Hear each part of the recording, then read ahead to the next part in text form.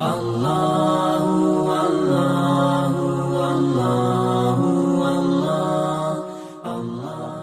Allah menjelaskan tentang jahatnya dunia. Jadi disebutkan dalam hadis, ad-dunya jifatun wa tullabuha kilab. Dunia ini adalah bangkai. Yang ngejar bangkai itu adalah anjing.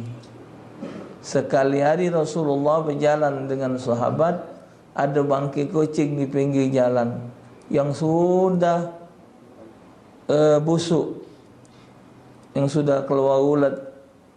Anjing beda galak makannya, hewan beda galak makan bangkai itu. Uji Nabi, dunia lebih jahat dari bangkai ini. Tapi manusia ngejar jabatan, ngejar kekayaan. Bukan tidak boleh berduit. Ibtaghi fi ma ataqalla daral akhirata wa la tansa nasibaka minad dunya. Jangan dilupa ke jatah kamu di dunia. Boleh, tapi jangan harta banyak itu ditumpuk. Harta banyak tu sedekah, nolong wong, dibuat gawe baik. Dan sifatnya jangan peribadi. Duit banyak pergi umrah terus, bangkat umrah, bangkat haji, bangkat umrah, bangkat haji. Sementara ponaan, dulu, tetangga banyak yang miskin, banyak yang melarat, berangkat terus tu haram hukumnya. Nolong wong, membantu wong yang melarat, memodali wong supaya untuk lebih baik, untuk nafkah hidup dia dan keluarganya, itu lebih wajib. Dia berangkat umrah terus. Umrah hukumnya sementara keponaannya dulunya melarat, tak katik gawe, nak berdagang tak katik modal, sekolahnya putus. Dia berangkat umrah. Itu sunnah. Coba duit tadi tunjuk keponakannya. Nah, ni modal kau berdagang 5 juta. Kau ngapo sekolah, nak bayaran. Nah, rumah dulunya roboh, rumah keluarganya sengnya sudah bungkas bangkis, galah rumahnya buruk, terbelosok, tidak didandani.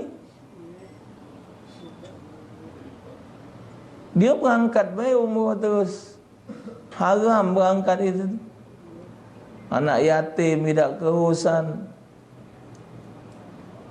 wong miskin sampai tak makan, dia ladas berangkat. Haram hukumnya. Aku tu ke sana tu Ustaz, bukan jalan-jalan ibadat kepada Allah. Ini nolong orang ibadat juga. Nolong orang ibadat juga. Ustaz dulu yang ini pesenana.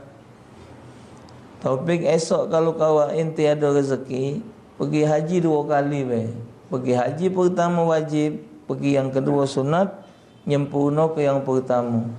Kalau masih ada rezeki, ente bayari wong. Duit ente nak pergi haji tu ente bayari wong baik. Jadi wong itu yang berangkat haji, ente tetap dapat pahala haji yang ketiga. Wong itu haji, ente haji. Wong itu tawaf, ente tawaf. Wong itu sa'i, ente sa'i. Ini tak nak kita lagi berangkat, akhirnya wong yang kepengen tadi tak ada terberangkat. Itu juga umrah, sama baik. Kita nak sudah 2 kali umrah, yudah. Man masih ada duit kita 23 juta, bayari wong. Nah, mangcik, berangkatlah umrah. Ini ongkosnya, senanglah dia. Idkhalus surur fil qalbil mu'min ibadah. menyenangkan hati orang beriman tu ibadat. Dia solat di Masjidil Haram boleh pahala 100,000, kita boleh 100,000. Cuman kita ni nak berambok. Nah, iaitu akibat dunia tadi. Allah